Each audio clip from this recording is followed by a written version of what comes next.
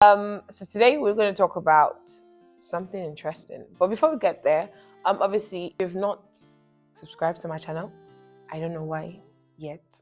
I mean, help the ministry. Do subscribe, like, share with your friends, your loved ones, everybody.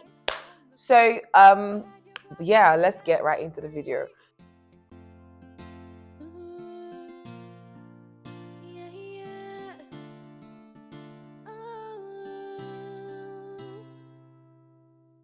Hi everyone, welcome to the Flavored Life channel, and I'm so excited to be on here today. So today is just going to be, obviously, we're still on Navigating Life series with Favor, and we're going to talk about waiting seasons. Whew. It was meant to be an identity kind of video, but as being led by the one that is led by the Holy Spirit, the waiting season has been on my mind. It's been on my mind for so long, and so I feel like let's just talk about it. Let's just have a conversation. What is the waiting season? What are your thoughts? What are your thoughts on it? If I think about it, the waiting season is such a beautiful place. It's a beautiful place with a lot of emotions. A beautiful place with a lot of things going on. I think how I want to start is, when you think about the waiting season, what comes to mind? Someone that is expecting something, someone that is waiting for something. So imagine you're waiting for marriage, or you're waiting to find the one, or you're waiting for a baby, or admission, or you're waiting to actually let that whole relocation thing happen, and you move into another country. It just feels like as if like your life is on pause. And it doesn't start until that thing clicks. So what happens between the pause and the click? If the pause is in January and the click happened in September, what do we do from January to September? That waiting season, what do we do with it? What do we do with it? How do we navigate? How do we journey through? And trust me, for the different types of waiting, there are different series of emotions, there are different things encountered, circumstances. But I want us to hone in on one thing, and that's really understanding that the waiting season is the waiting season on every, regardless of whatever it is you're waiting for. Yes, there are large scales, there are medium scales, but at the end of the day, I realized that same expectation, that same waiting, that same pause and click, or pause and start, as it were, it happens for everybody. And it just feels like, okay, I think my life would not necessarily be the way I want it to be until this thing happens. But actually, I then realized that when those things do eventually happen, you then come to a place of, okay, I mean, I'm happy, I'm excited, but is this really all I was waiting for? Is it really all? Let me give a context so that it gives a bit of context. I remember waiting so much for final year. I remember waiting for graduation. I could not wait to graduate from uni. I was just like, I can't wait to be done. I just couldn't wait to be done. Now, I remember on graduation day, really being excited, my friends and I bagging first class degrees. It was amazing. We were chilling. It was really nice because, having studied the whole crew, bagging similar degrees, it was beautiful. And I remember on the day, after the graduation, I remember going home that evening, and I was like, okay, this is I was grateful to God. I was excited. I was happy. Don't get me wrong. But I was like, okay, and then what? What do we, what happens? It felt like I'd waited so long for graduation day, or final year at first, and then graduation day, so much that when it came, I was excited, happy, fulfilled. But then I was like, okay, I felt like I would be, I don't know, I felt like is it that it's going to change my happiness or something? It just felt like I'll be a particular state of person when that thing happened. And what I realized was, your wholesomeness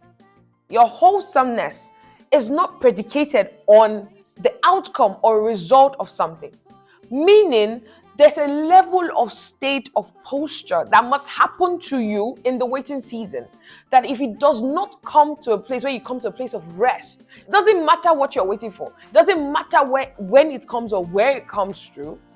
What I realize is, if you don't have that place of rest, even when it comes, there will always be something else that you're like, like I'm looking for another that would spawn me into being something more. And so, looking back, I remember feeling that way of, okay, I'm glad I've got to this point. I'm excited. I'm grateful to God, but just there's still a void. There's still, and I didn't know how to navigate that because I had waited so long to finish, and now I'm at the finish line. But it was amazing. But it just really felt like, is this really all there is? And I'm like, why does the waiting season feel like the moment I get to the breakthrough or the end of the tunnel, I'm made in life? But then when I do get to the end of the tunnel, I then realize that, okay, is this really it? I've realized that when you're praying for a job, that's all you pray about, that's all you talk about, that's all your breathing, eating, all about. When you do get the job, 3 years later, a friend just came to mind. That's why I laughed, because I remember my friend had been praying for a job and she'd been really with Preston and all of that, applications going back and forth and all of that. And finally, she got an amazing job. Like, guys, an amazing job. Good pay, good location, everything was good. And I think 2 years later, I remember we had a function and then we all came together and we're all gisting. And I was like, oh, that's true. By the way, how's your new job? And oh, she's like, oh, the job is not new anymore. It's 2 years ago. That she's even tired of the place. She can't wait to leave. She's exhausted. I was like, wow. And then it dawned on me. He hit me so hard and so clear. I was like, it's so funny how at one point in our lives, it was literally like, if we did not get into this job, that was the goal of the goals. And now here we are, 2 years down the line, we're tired. We're literally like, I want something more. I'm tired of this. I want something different. We're tired of the routine. We want to, upscale a bit. We want to advance a bit. And it's human nature because evolution is part of life. However, the place of contentment must happen in the waiting season.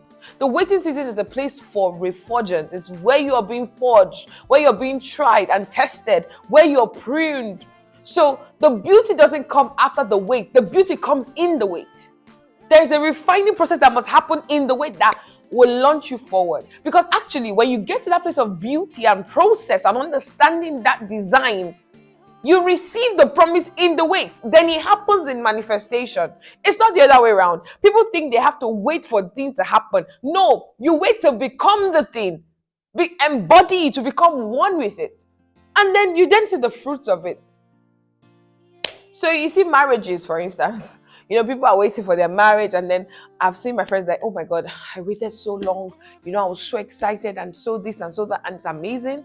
And then they get married and like, oh my God, like marriage is amazing and it's all there is, but I'm like, what do I do in my life? Like, so like, okay, then they have a child, okay, they're children, and then after children, then what next?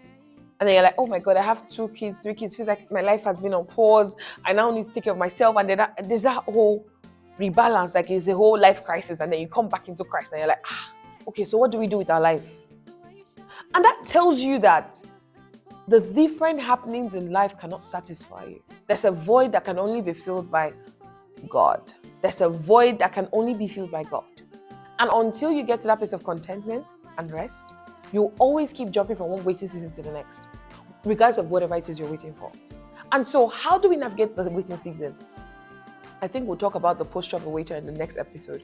I'll stop here for this particular one, because I would really want to, let's explore what it means to be a waiter, how to wait properly, that journey. Let's navigate through that pathway. But from literally, I really enjoyed this episode. I hope you did as well. Do not forget to like, to share, subscribe, and obviously turn on the notification button. This was phenomenal. This was amazing. I enjoyed myself, and I hope you did too. And I'll see you in my next episode. Bye.